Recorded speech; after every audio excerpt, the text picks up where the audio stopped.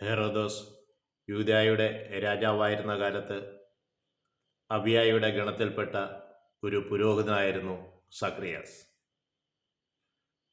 സക്രിയയും അവൻ്റെ കുടുംബവും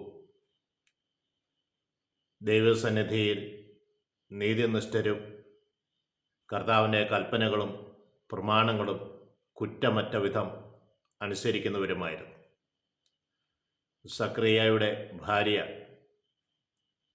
അഹ്റോന്റെ പുത്രിമാരിൽപ്പെട്ട എലിസബത്തായിരുന്നു. അവർക്ക് മക്കളുണ്ടായിരുന്നില്ല. എലിസബത്ത് വന്ധ്യയായിരുന്നു. പ്രിയ സഹോദരങ്ങളെ, സക്രിയ തൻ്റെ ഗണത്തിന് ലഭിച്ച ക്രമപ്രകാരം ദൈവസന്നിധിയിൽ ശുശ്രൂഷ നടത്തിവരവെ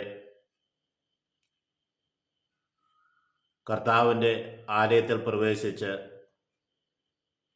ധൂപമർപ്പിക്കുവാൻ സക്രിയയ്ക്ക് കുറിവീണു. അവൻ കർത്താവിൻ്റെ ആലയത്തിൽ പ്രവേശിച്ച് ധൂപാർപ്പണത്തിനായി ഒരുങ്ങി ജനം മുഴുവൻ ആലയത്തിന് പുറത്ത് പ്രാർത്ഥിച്ചുകൊണ്ടിരുന്നു. ധൂപാർപ്പണ പീഠത്തിൻ്റെ വലതുവശത്ത് ദൈവത്തിൻ്റെ ദൂതൻ നിൽക്കുന്നതായി സക്രിയയ്ക്ക് പ്രത്യക്ഷപ്പെട്ടു. സക്രിയ അസ്വസ്ഥനാവുകയും ഭയപ്പെടുകയും ചെയ്തു. ദൂതൻ സക്രിയയോട് പറഞ്ഞു. 3 കാര്യങ്ങളാണ് പറയുന്നത്. സക്രിയ, നീ ഭയപ്പെടേണ്ട. രണ്ടാമതായി പറയുന്നത്, നിന്റെ പ്രാർത്ഥന കേട്ടിരിക്കുന്നു. മൂന്നാമതായി പറഞ്ഞത്, നിനക്ക് എലിസബത്തിൽ ഒരു പുത്രൻ ജനിക്കും. നീ അവന് യോഹന്നാൻ എന്ന് പേരിടണം.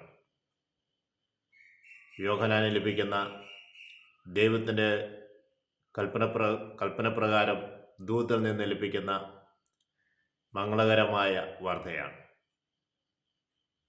സ്നേഹമുള്ളവരെ, തുടർന്ന് വചനഭാഗങ്ങൾ വായിക്കുമ്പോൾ അവന് ലഭിക്കാൻ പോകുന്ന കുഞ്ഞിൻ്റെ സവിശേഷതകളെക്കുറിച്ചും സമൂഹത്തിന് ലഭിക്കാൻ പോകുന്ന നല്ല കാര്യങ്ങളെക്കുറിച്ചും എല്ലാം നമ്മൾ ശ്രമിക്കുന്നുണ്ട്. തുടർന്നുള്ള വചനഭാഗങ്ങൾ വായിക്കുന്നത് വളരെ നല്ലതാണ്. ലൂക്കയുടെ സുവിശേഷം 1-ാം അധ്യായം 5 മുതലുള്ള തിരുവചന ഭാഗങ്ങളാണ് നമ്മൾ കണ്ടുകൊണ്ടിരുന്നത്. മംഗളകരമായ വാർത്ത ലഭിക്കുന്നത് യോഹന്നാൻ്റെ ലൂക്കയുടെ സുവിശേഷം 1-ാം അധ്യായം 13-ാം തിരുവചനത്തിലൂടെയാണ്. ദൈവത്തിൻ്റെ സ്വരം ശ്രവിക്കുവാനും ആ സ്വരമനുസരിച്ച് ജീവിക്കുവാനും യോഹന്നാൻ്റെ പിതാവായ സക്രിയയെ പോലെ ദൈവസന്നിധിയിൽ നീതിനിഷ്ഠരും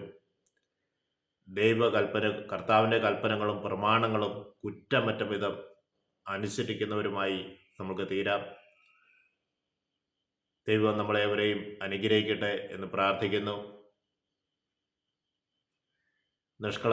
നിഷ്കളങ്കമായ ജീവിതത്തെ ക്രമപ്പെടുത്തുവാൻ ഞങ്ങളെ അനുഗ്രഹിക്കണമേ.